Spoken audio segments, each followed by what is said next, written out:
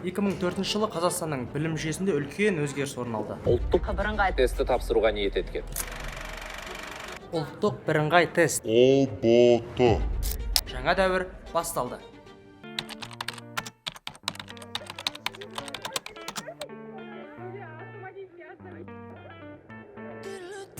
Біз тестілеу орталығының дәл алдындамыз. Менің артымдағы студенттер ұбт-ны алғаш тапсырушы, яғни 1987 жылғы түлектер.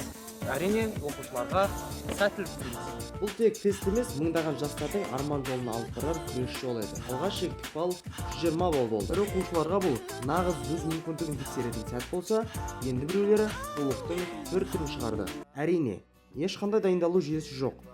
Том-том кітаптар, мыңдаған сұрақтар. Кімнің болмасын сағын сындыруға шақ еді.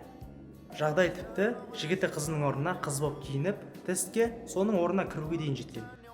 Оқушылар ұбт-ға мектептегі пән мұғалімдері мен тест кітапшалары арқылы дайындалды. Қаншама оқушы шпаргалкамен ұсталып, кейбіреулері тест тапсыратын күні есінен танып, Тұрсынбек Қабатов айтпақшы, ұлы бір күндік төңкеріліс секілді қазір. уақыт өте келе шектік балл да ауысты, формат та өзгерді, қоғам үйренісіп, ұбт-да онлайн тестілеу, таңдау еркіндігі, ашықтық пен әділдік кезеңі басталды. Жүйелі дайындайтын онлайн курстар пайда болды. Ол нағыз карантин уақытында еді. Ал бүгінгі ұбт-ның шешімі Юнай. 30 мыңнан аса сұрақтар қамтылған. Топтық ойында және ең бастысы ойнап отырып ақ ұбт тапсыра беруге болады. ұбт сенің мүмкіндігің. Бұл тек сынақ емес, өз арманың үшін күрес.